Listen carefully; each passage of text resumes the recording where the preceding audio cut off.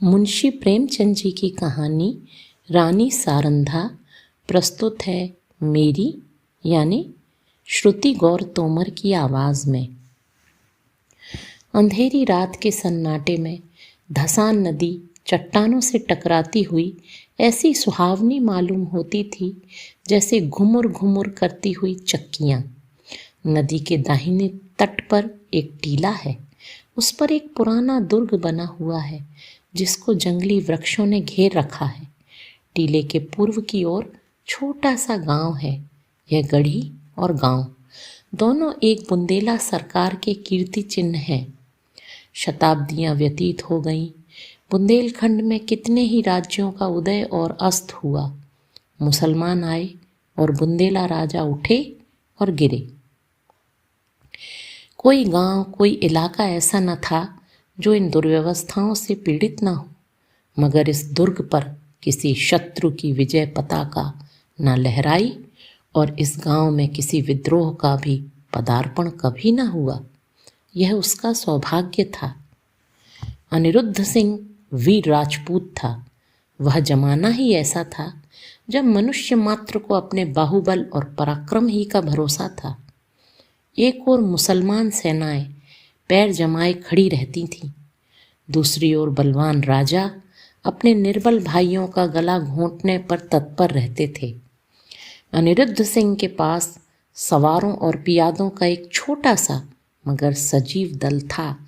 इससे वह अपने कुल और मर्यादा की रक्षा किया करता था। उसे कभी चैन से बैठना नसीब न होता था। 3 वर्ष पहले उसका विवाह शीतला देवी से हुआ था, मगर अनिरुद्ध विहार के दिन और विलास की रातें पहाड़ों में काटता था और शीतला उसकी जान की खैर मनाने में। वह कितनी बार पति से अनुरोध कर चुकी थी, कितनी बार उसके पैरों पर गिरकर रोई थी कि तुम मेरी आंखों से दूर न हो, मुझे हरिद्वार ले चलो, तुम्हारे साथ वनवास अच्छा है, यह वियोग अब नहीं सहा जाता। उसने प्यार से कहा, जिद से कहा, विनय की, मगर अनिरुद्ध बुंदेला था।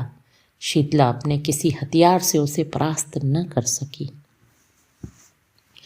अंधेरी रात थी, सारी दुनिया सोती थी, तारे आकाश में जागते थे। शीतला देवी पलंग पर पड़ी करवटें बदल रही थीं और उसकी ननद सारंधा फर्श पर बैठी मधुर स्वर से गाती थी, बिनु रघुवीर कटत नहीं रैन। शीतला ने कहा, जी न जलाओ, क्या तुम्हें भी नींद नहीं आती? सारंधा, तुम्हें लोरी सुना रही हूँ। शीतला, मेरी आंखों से तो नींद लोप हो गई। सारंधा, किसी को ढूंढने गई होगी। इतने में द्वार खुला और एक गठे हुए बदन के रूपवान पुरुष ने भीतर प्रवेश किया। वह अनिरुद्ध था। उसके कपड़े भीगे हुए थे और बदन पर कोई हथियार न था। शीतला चारपाई से उतरकर जमीन पर बैठ गई। सारंधा ने पूछा, भैया, यह कपड़े भीगे क्यों हैं? अनिरुद्ध, नदी तैरकर आया हूँ। सारंधा, हथियार क्या हुए? अनिरुद्ध, छिन गए। सारंधा, और साथ के आदमी? अनिरुद्ध, सबने वीर गति पाई। शीतला ने दबी जबान से कहा, ईश्वर ने ही कुशल किया, मगर सारंधा के तीवरों पर बल पड़ गए और मुख मंडल गर्व से सतेज हो गया। बोली, भैया, तुमने कुल की मर्यादा खो दी, ऐसा कभी न हुआ था। सारंधा भाई पर जान देती थी। उसके मुंह से यह धिक्कार सुनकर अनिरुद्ध लज्जा और खेद से विकल हो गया। वह वीराग्नि जिसे क्षण भर के लिए अनुराग ने दबा लिया था, फिर ज्वलंत हो गई। वह उल्टे पांव लौटा और यह कहकर बाहर चला गया कि सारंधा, तुमने मुझे सदैव के लिए सचेत कर दिया। यह बात मुझे कभी न भूलेगी। अंधेरी रात थी। आकाश मंडल में तारों का प्रकाश बहुत धुंधला था। अनिरुद्ध किले से बाहर निकला, पल भर में नदी के उस पार जा पहुंचा और फिर अंधकार में लुप्त हो गया। शीतला उसके पीछे पीछे किले की दीवारों तक आई, मगर जब अनिरुद्ध छलांग मारकर बाहर कूद पड़ा तो वह विरहिणी चट्टान पर बैठकर रोने लगी। इतने में सारंधा भी वहां आ पहुंची। शीतला ने नागिन की तरह बल खाकर कहा, मर्यादा इतनी प्यारी है? सारंधा, हाँ। शीतला, अपना पति होता तो हृदय में छुपा लेती। सारंधा, ना, छाती में छुरा चुभा देती। शीतला ने ऐंठ कर कहा, चोली में छिपाती फिरोगी? मेरी बात गिरह में बांध लो। सारंधा, जिस दिन ऐसा होगा मैं अपना वचन पूरा कर दिखाऊंगी। इस घटना के 3 महीने पीछे अनिरुद्ध मेहरौनी को जीत करके लौटा और साल भर पीछे सारंधा का विवाह ओरछा के राजा चंपत राय से हो गया। मगर उस दिन की बातें दोनों महिलाओं के हृदय स्थल में कांटे की तरह खटकती रहीं। राजा चंपत राय बड़े प्रतिभाशाली पुरुष थे। सारी बुंदेला जाति उनके नाम पर जान देती थी और उनके प्रभुत्व को मानती थी। गद्दी पर बैठते ही उन्होंने मुगल बादशाहों को कर देना बंद कर दिया और वे अपने बाहुबल से राज्य विस्तार करने लगे। मुसलमानों की सेनाएं बार बार उन पर हमले करती थीं, पर हार कर लौट जाती थीं। यही समय था जब अनिरुद्ध ने सारंधा का चंपत राय से विवाह कर दिया। सारंधा ने मुँह मांगी मुराद पाई। उसकी यह अभिलाषा कि मेरा पति बुंदेला जाति का कुल तिलक हो, पूरी हुई। यद्यपि राजा के रनिवास में 5 रानियां थीं, मगर उन्हें शीघ्र ही मालूम हो गया कि वह देवी जो हृदय में मेरी पूजा करती है सारंधा है। परंतु कुछ ऐसी घटनाएं हुई कि चंपत राय को मुगल बादशाह का आश्रित होना पड़ा। वे अपना राज्य अपने भाई पहाड़ सिंह को सौंपकर दिल्ली चले गए। यह शाहजहां के शासनकाल का अंतिम भाग था। शाहजादा दारा शिकोह राजकीय कार्यों को संभालते थे। युवराज की आंखों में शील था और चित्त में उदारता। उन्होंने चंपत राय की वीरता की कथाएं सुनी थीं, इसलिए उनका बहुत आदर सम्मान किया और कालपी की बहुमूल्य जागीर उनको भेंट की, जिसकी आमदनी 9 लाख थी। यह पहला अवसर था कि चंपत राय को आए दिन की लड़ाई झगड़े से निवृत्ति मिली और उसके साथ ही भोग विलास का प्राबल्य हुआ।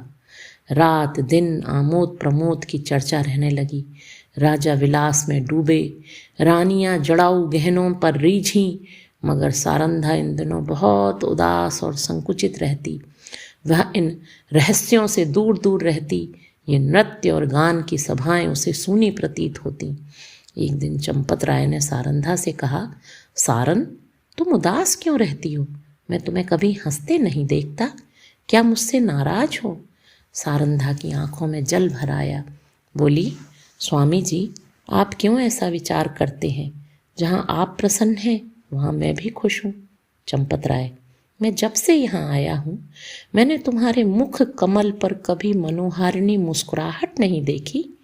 तुमने कभी अपने हाथों से मुझे बीड़ा नहीं खिलाया, कभी मेरी मांग नहीं सवारी, कभी मेरे शरीर पर शस्त्र न सजाए, कहीं प्रेम लता मुरझाने तो नहीं लगी।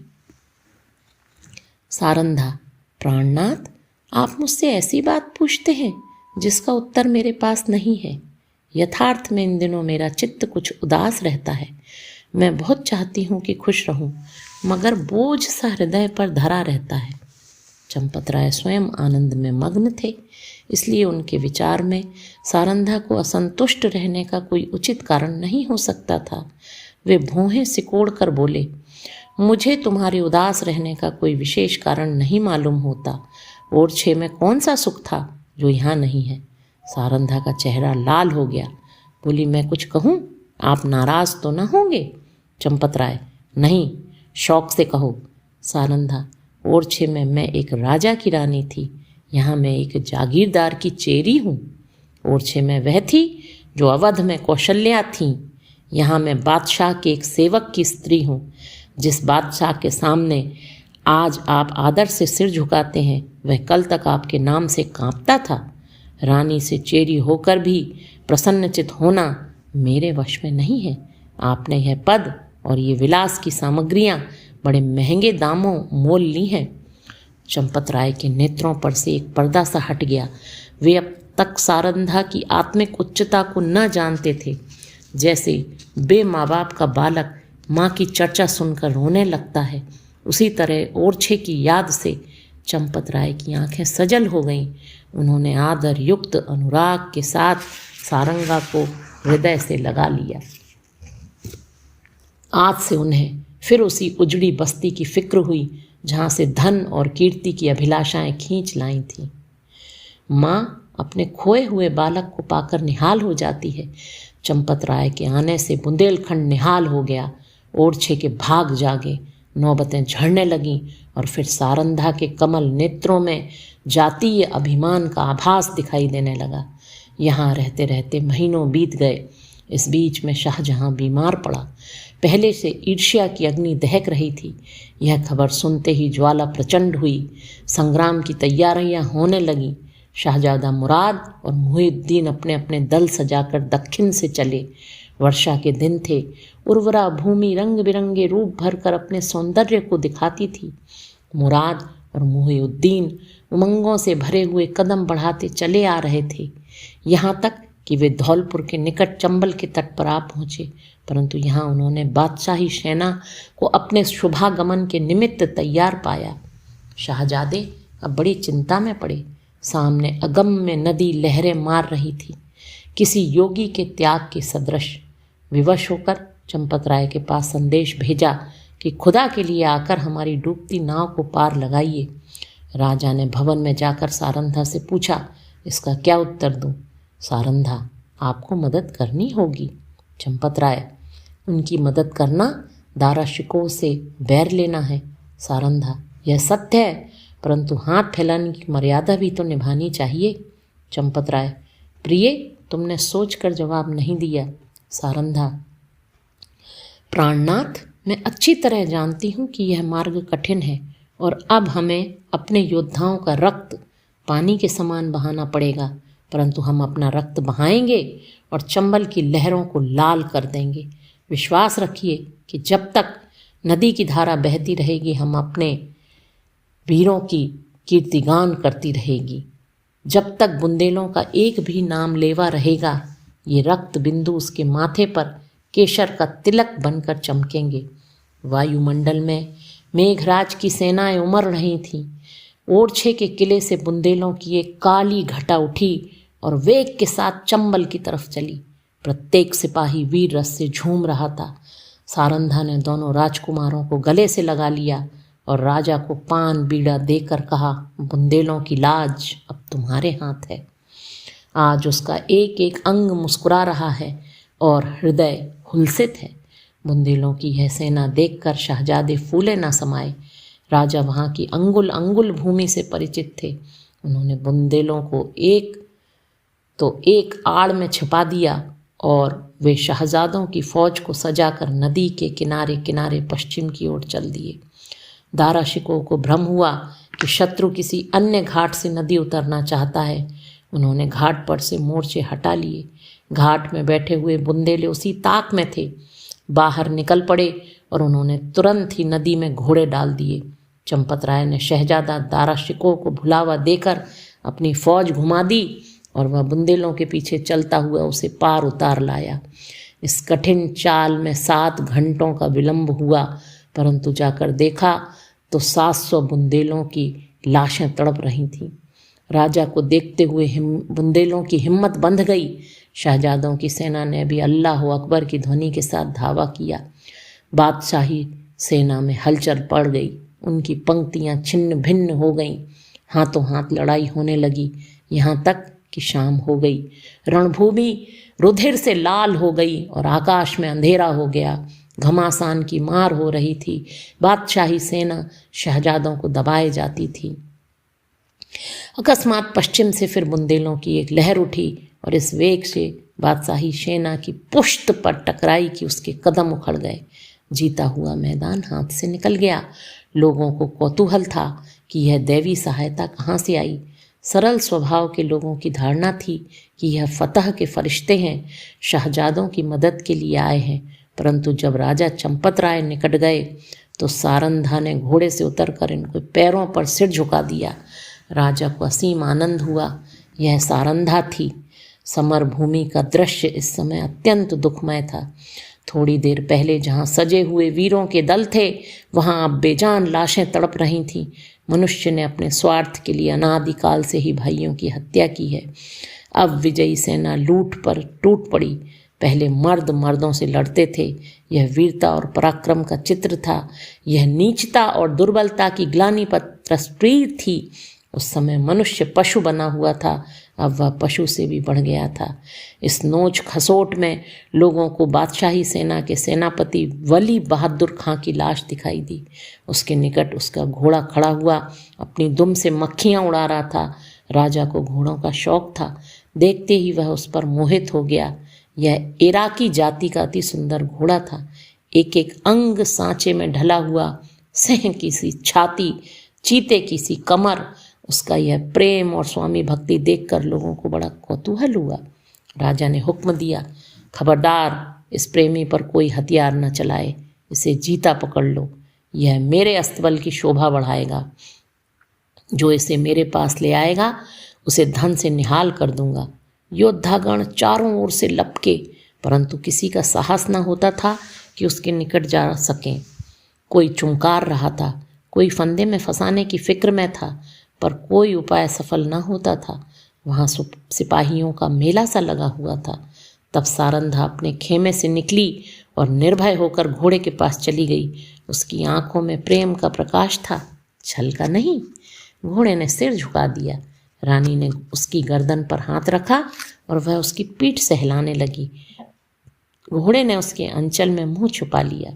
रानी उसकी रास पकड़कर खेमे की ओर चली। घोड़ा इस तरह चुपचाप उसके पीछे चला मानो सदैव से उसका सेवक है। पर बहुत अच्छा होता कि घोड़े ने सारंधा से भी निष्ठुरता की होती। यह सुंदर घोड़ा आगे चलकर इस राज परिवार के निमित्त जटिल मृग साबित हुआ। संसार एक रण क्षेत्र है। इस मैदान में उसी सेनापति को विजय लाभ होता है जो अवसर को पहचानता है। वह अवसर पर जितने उत्साह से आगे बढ़ता है उतने उत्साह से आपत्ति के समय पीछे हट जाता है।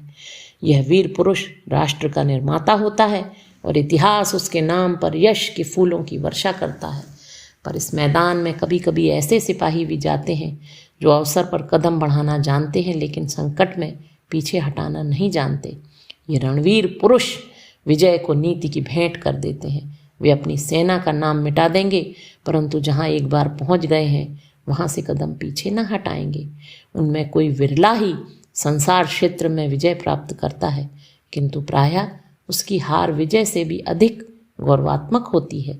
मगर अनुभवशील सेनापति राष्ट्रों की नींव डालता है तो आन पर जान देने वाला, मुंह न मोड़ने वाला सिपाही राष्ट्र के भावों को उच्च करता है और इसके हृदय पर नैतिक गौरव को अंकित कर देता है।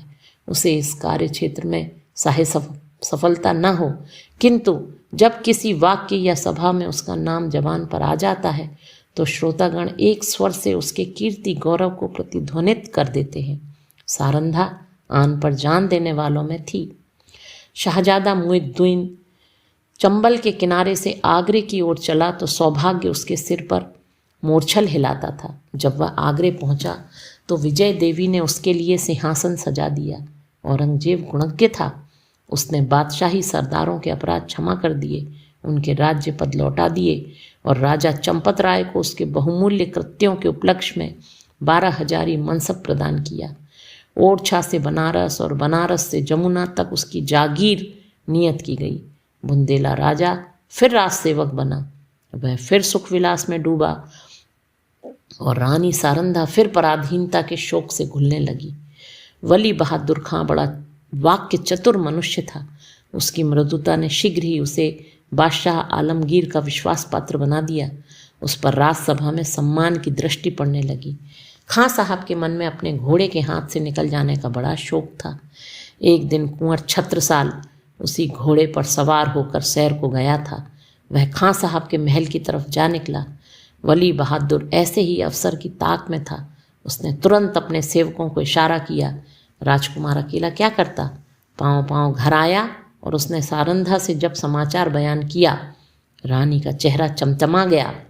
बोली, मुझे इसका शौक नहीं कि घोड़ा हाथ से गया, शौक इसका है कि तू उसे खोकर जीता क्यों लौटा। क्या तेरे शरीर में बुंदेलों का रक्त नहीं है? घोड़ा न मिलता न सही, किंतु तुझे दिखा देना चाहिए था कि एक बुंदेला बालक से उसका घोड़ा छीन लेना हंसी नहीं है। यह कहकर उसने अपने 25 योद्धाओं को तैयार होने की आज्ञा दी, स्वयं अस्त्र धारण किया और योद्धाओं के साथ वली बहादुर खां के निवास स्थान पर जा पहुंची। खां साहब उसी घोड़े पर सवार होकर दरबार चले गए थे। सारंधा दरबार की तरफ चली और एक क्षण में किसी वेगवती नदी के सदृश बादशाही दरबार के सामने पहुंची। यह कैफियत देखते ही दरबार में हलचल मच गई। अधिकारी वर्ग इधर से उधर आकर जमा हो गए। आलमगीर भी सहन में निकल आए। लोग अपनी अपनी तलवारें संभालने लगे और चारों तरफ शोर मच गया। कितने ही नेत्रों ने इसी दरबार में अमर सिंह की तलवार की चमक देखी थी। उन्हें वही घटना फिर याद आ गई। सारंधा ने उच्च स्वर से कहा, खां साहब, बड़ी लज्जा की बात है। आपने अपनी वीरता जो चंबल के तट पर दिखानी चाहिए थी, आज एक अबोध बालक के सम्मुख दिखाई है। क्या यह उचित था कि आप उससे घोड़ा छीन लेते? वली बहादुर खां की आंखों से अग्नि ज्वाला निकल रही थी। वे कड़ी आवाज से बोले, किसी गैर की क्या मजाल है कि मेरी चीज़ अपने काम में लाए? रानी, वह आपकी चीज़ नहीं, मेरी है। मैंने उसे रणभूमि में पाया है और उस पर मेरा अधिकार है। क्या रणनीति की इतनी छोटी बात भी आप नहीं जानते? खां साहब, वह घोड़ा मैं नहीं दे सकता। उसके बदले में सारा अस्तबल आपकी नज़र है। रानी, मैं अपना घोड़ा लूँगी। खां साहब, मैं उसके बराबर जवाहरात दे सकता हूँ, परंतु घोड़ा नहीं दे सकता। रानी, तो फिर इसका निश्चय तलवार से होगा।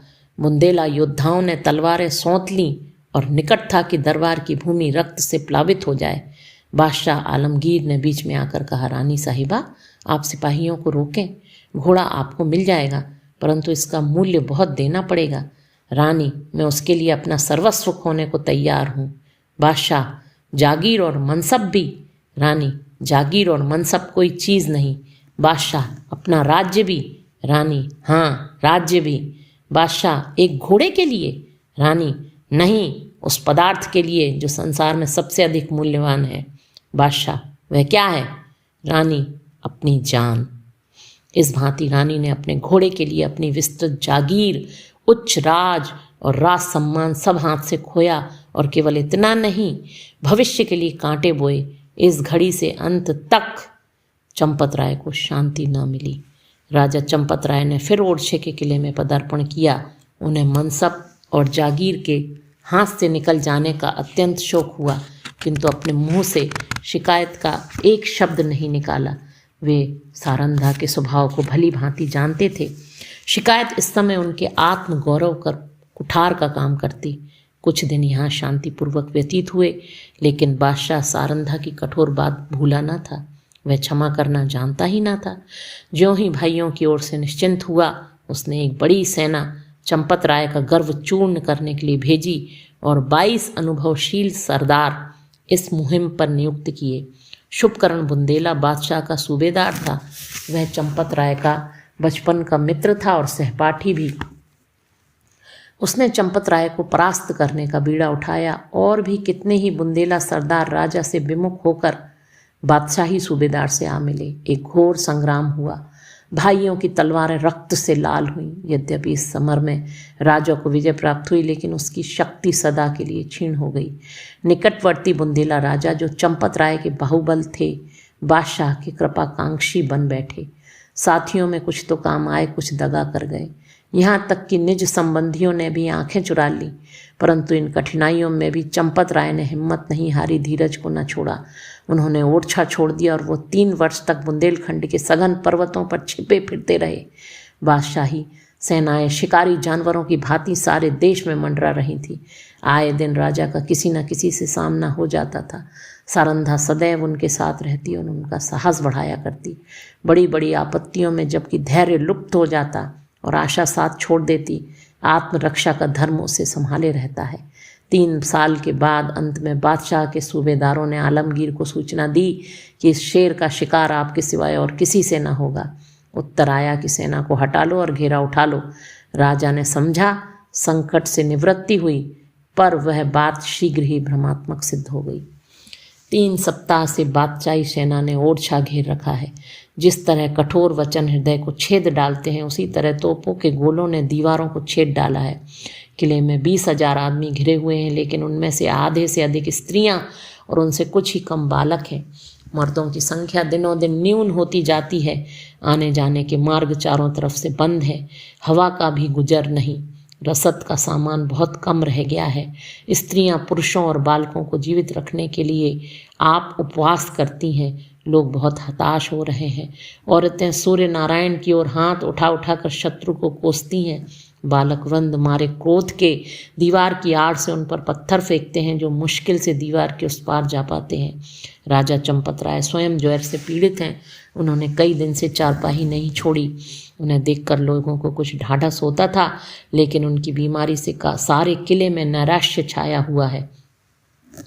राजा ने सारंधा से कहा, आज शत्रु जरूर किले में घुस आएंगे। सारंधा, ईश्वर न करे कि इन आँखों से वह दिन देखना पड़े।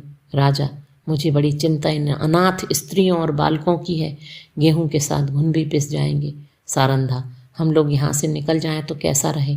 राजा, इन अनाथों को छोड़कर। सारंधा, इस समय इन्हें छोड़ देने में ही कुशल है।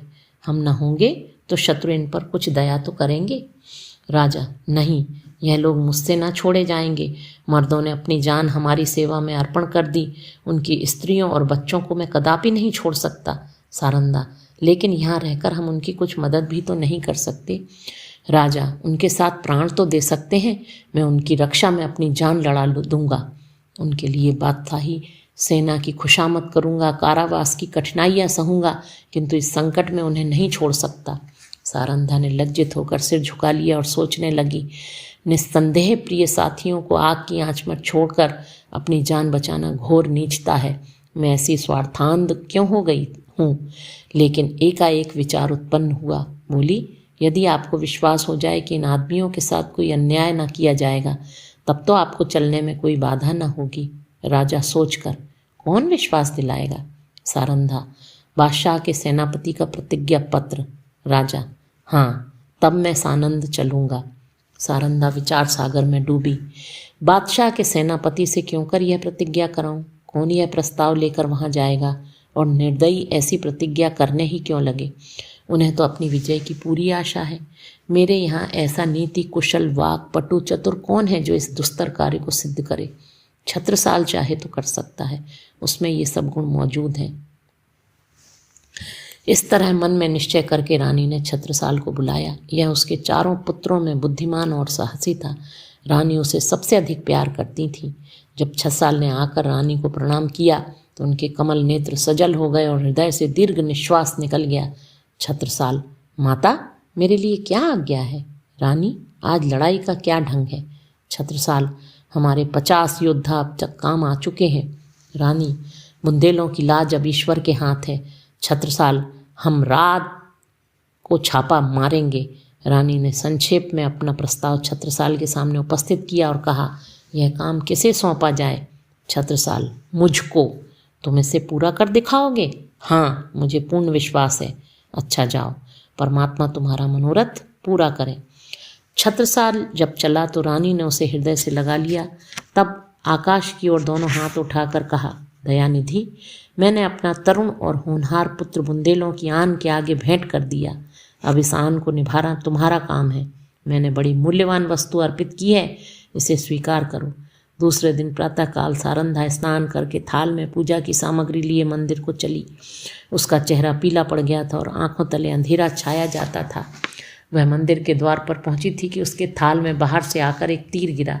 तीर की नोक पर एक कागज का पुर्जा लिपटा हुआ था। सारंधा ने थाल मंदिर के चबूतरे पर रख दिया और पुर्जे को खोलकर देखा तो आनंद से चेहरा खिल गया, लेकिन यह आनंद क्षण भर का था। हाय, इस पुर्जे के लिए मैंने अपना प्रिय पुत्र हाथ से खो दिया है। कागज के टुकड़े को इतने महंगे दामों किसने लिया होगा। मंदिर से लौटकर सारंधा राजा चंपत राय के पास गई और बोली, प्राणनाथ, आपने जो वचन दिया था उसे पूरा कीजिए। राजा ने चौंक कर पूछा, तुमने अपना वादा पूरा कर दिया।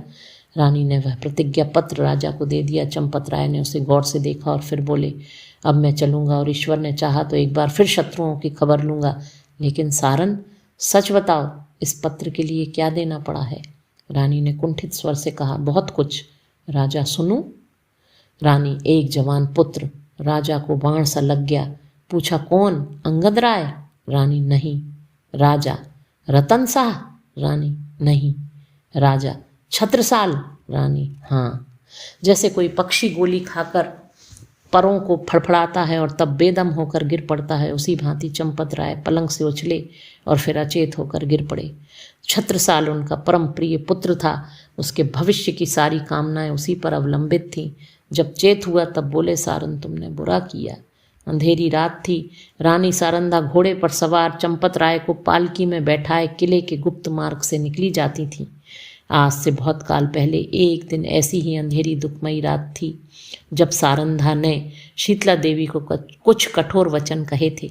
शीतला देवी ने उस समय जो भविष्यवाणी की थी वह आज पूरी हुई। क्या सारंधा ने उसका जो उत्तर दिया वह भी पूरा होकर रहेगा? मध्याह्न था। सूर्य नारायण सिर पर आकर अग्नि की वर्षा कर रहे थे।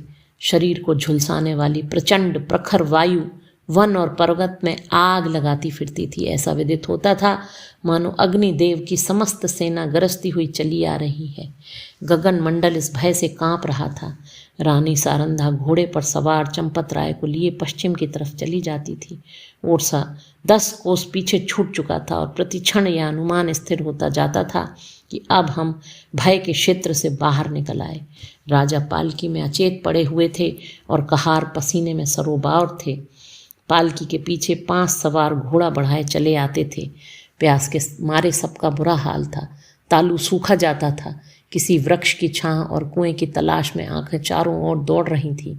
अचानक सारंधा ने पीछे की तरफ फिर कर देखा तो उसे सवारों का एक दल आता हुआ दिखाई दिया। उसका माथा ठनका कि कुशल नहीं है, यह लोग अवश्य हमारे शत्रु हैं। फिर विचार हुआ कि शायद मेरे राजकुमार अपने आदमियों को लिए सहायता को आ रहे हैं। नैराश्य में भी आशा साथ नहीं छोड़ती। कई मिनट तक वह इसी आशा और भय की अवस्था में रही, यहाँ तक कि वह दल निकट आ गया और सिपाहियों के वस्त्र साफ नजर आने लगे। रानी ने एक ठंडी सांस ली। उसका शरीर तृणवत कांपने लगा। यह बादशाही सेना के लोग थे। सारंधा ने कहारों से कहा, डोली रोक लो। बुंदेला सिपाहियों ने भी तलवारें खींच लीं। राजा की अवस्था बहुत शोचनीय थी, किंतु जैसे दबी हुई आग हवा लगते ही प्रदीप्त हो जाती है, उसी प्रकार इस संकट का ज्ञान होते ही जर्जर शरीर में वीरात्मा चमक उठी। वे पालकी का पर्दा उठाकर बाहर निकल आए। धनुष बाण हाथ में ले लिया, किंतु वह धनुष जो उनके हाथ में इंद्र का वज्र बन जाता था इस समय जरा भी न झुका। सिर में चक्कर आया, पैर थर्राए और वे धरती पर गिर पड़े। भावी अमंगल की सूचना मिल गई। उस पंख रहित पक्षी के सदृश जो सांप को अपनी तरफ आते देखकर ऊपर को उचकता और फिर गिर पड़ता है। राजा चंपत राय फिर संभल उठे और फिर गिर पड़े। सारंधा ने उन्हें संभाल कर बैठाया और रोकर बोलने की चेष्टा की, परंतु मुंह से केवल इतना निकला, प्राणनाथ। इसके आगे मुंह से एक शब्द भी न निकल सका। आन पर मरने वाली सारंधा इस समय साधारण स्त्रियों की भांति शक्तिहीन हो गई, लेकिन एक अंश तक यह निर्बलता स्त्री जाति की शोभा है। चंपत राय बोले, सारन देखो, हमारा एक वीर जमीन पर गिरा। शोक जिस आपत्ति में यावत जीवन डरता रहा, उसने इस अंतिम समय में आ घेरा। मेरी आंखों के सामने शत्रु तुम्हारे कोमल शरीर में हाथ लगाएंगे और मैं जगह से हिल भी ना सकूंगा। हाय मृत्यु तू कब आएगी? यह कहते कहते उन्हें एक विचार आया। तलवार की तरफ हाथ बढ़ाया, मगर हाथों में दम न था। तब सारंधा से बोले, प्रिय, तुमने कितने ही अवसरों पर मेरी आन निभाई है। इतना सुनते ही सारंधा के मुरझाए हुए मुख पर लाली दौड़ गई। आंसू सूख गए। इस आशा में कि मैं पति के कुछ काम आ सकती हूँ, उसके हृदय में बल का संचार कर दिया। वह राजा की ओर विश्वासोत्पादक भाव से देखकर बोली, ईश्वर ने चाहा तो मरते दम तक निभाऊंगी। रानी ने समझा राजा मुझे प्राण देने का संकेत कर रहे हैं। चंपत राय, तुमने मेरी बात कभी नहीं टाली।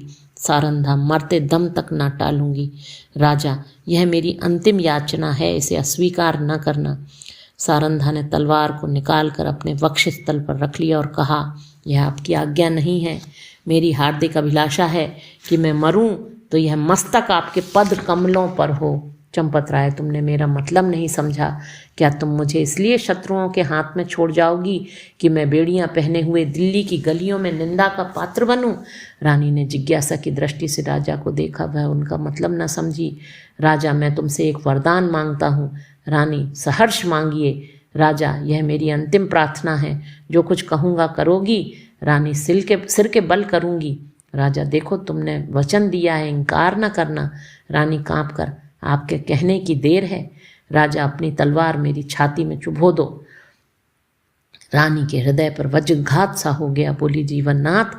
इसके आगे वह और कुछ न बोल सकी। आंखों में नैराश्य छा गया।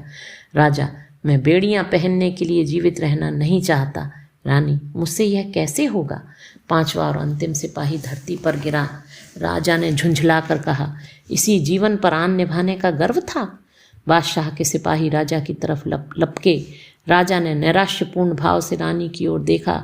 रानी क्षण भर अनिश्चित रूप से खड़ी रही, लेकिन संकट में हमारी निश्चयात्मक शक्ति बलवान हो जाती है। निकट था कि सिपाही लोग राजा को पकड़ लें कि सारंधा ने दामिनी की भांति लपक कर तलवार राजा के हृदय में चुभा दी। प्रेम की नाव प्रेम के सागर में डूब गई। राजा के हृदय से रुधिर की धारा निकल रही थी, पर चेहरे पर शांति छाई हुई थी। कैसा हृदय है! वह स्त्री जो अपने पति पर प्राण देती थी, आज उसकी प्राण घातिका है। जिस हृदय से आलंगित होकर उसने यौवन सुख लूटा, जो हृदय उसकी अभिलाषाओं का केंद्र था, जो हृदय उसके अभिमान का पोषक था, उसी हृदय को सारंधा की तलवार छेद रही है। किसी स्त्री की तलवार से ऐसा काम हुआ है? आह, आत्माभिमान का कैसा विषादमय अंत है। उदयपुर और मारवाड़ के इतिहास में भी आत्मगौरव की ऐसी घटनाएं नहीं मिलती। बादशाही सिपाही सारंधा का यह साहस और धैर्य देखकर दंग रह गए। सरदार ने आगे बढ़कर कहा, रानी साहिबा, खुदा गवाह है, हम सब आपके गुलाम हैं। आपका जो हुक्म हो उसे बसरो चश्म बजा लाएंगे। सारंधा ने कहा, अगर हमारे पुत्रों में से कोई जीवित हो तो ये दोनों लाशें उसे सौंप देना। यह कहकर उसने वही तलवार अपने हृदय में चुभा ली। जब वह अचेत होकर धरती पर गिरी, उसका सिर राजा चंपत राय की छाती पर था।